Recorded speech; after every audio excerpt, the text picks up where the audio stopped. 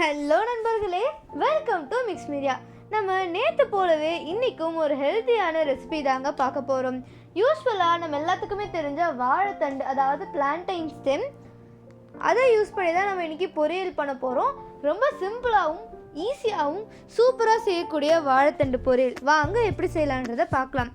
So இந்த ரெசிபிக்கு நான் நல்லா ஒரு பெரிய வாழைத்தண்டு எடுத்து அவுட் சைடில் இருக்க கவர் எல்லாத்தையுமே சாப் பண்ணி எடுத்துட்டு நீட்டாக வாழைத்தண்டை க்யூபாக கட் பண்ணி வச்சுருக்காங்க. நான் கூடிய சீக்கிரம் காமிக்கிறேன். இப்போது இந்த ரெசிபிக்காக ஒரு கடாய் எடுத்துக்கோங்க. அதில் கொஞ்சமாக ஆயில் ஆட் பண்ணிவிட்டு கடுகு ஆட் பண்ணி வெடித்ததுக்கப்புறமா கருகாப்பில் தலை, வெங்காயம், 3 பச்சை மிளகா இல்லைனா 2 கூட ஆட் பண்ணிக்கலாம். நான் இன்றைக்கி 2 தான் ஆட் பண்ணியிருக்கேன். ஸோ இது எல்லாத்தையுமே நல்லா ஃப்ரை பண்ணிட்டீங்க அப்படின்னா வாழைத்தண்டு ஆட் பண்ணிக்கலாம். இங்கே பார்த்தீங்களா, இதுதான் நான் கட் பண்ணி வச்சுருக்கேன் வாழைத்தண்டு.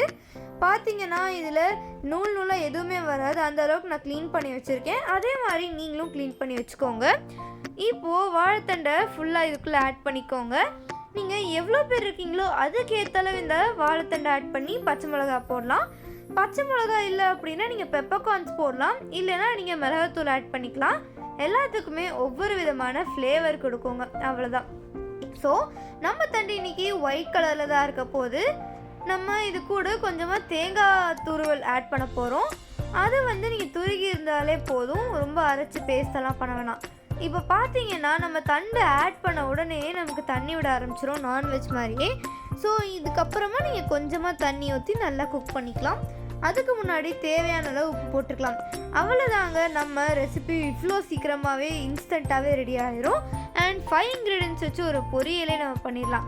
இந்த மாதிரி சிம்பிளாக பண்ணி கொடுத்தீங்கன்னா குழந்தைங்களுக்கும் கண்டிப்பாக பிடிக்கும்.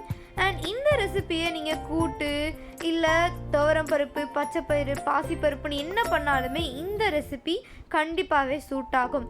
ஸோ இந்த ரெசிப்பியை இந்த மாதிரி ஒயிட் கலரில் இல்லை பச்சை மிளகாய் போட்டு பண்ணி கொடுக்கும் போது இதில் இருக்கிற அந்த நியூட்ரிஷனல் கண்டென்ட் எதுவுமே ஆகாது, ஃப்ரெஷ்ஷாக அப்படியே இருக்கும். அதெல்லாமே நமக்கு சேரும். இப்போது லிட் போட்டு க்ளோஸ் பண்ணி வச்சு எடுத்துட்டிங்க அப்படின்னா கொஞ்சமாக குக் ஆகிருக்கும். இது கூட கொஞ்சம் துவரம் பருப்பு ஆட் பண்ணிக்கலாம், ஜஸ்ட்டு க்ரன்ச்சினஸ்க்காக தான். வேணும்னா ஆட் பண்ணிக்கலாம், இல்லைனா கூட நீங்கள் ஸ்கிப் பண்ணிக்கலாம். நான் பருப்பில் ஆல்ரெடி சால்ட் ஆட் பண்ணியே வேக வச்சுட்டேன். நீங்கள் சால்ட் ஆட் பண்ணலைன்னா திருப்பி இது கூட சேர்த்தே நீங்கள் சால்ட் ஆட் பண்ணிக்கோங்க. அவ்வளோதாங்க, நம்ம ஆட் பண்ண வேண்டிய இன்க்ரீடியன்ஸ் எல்லாமே முடிஞ்சிருச்சு.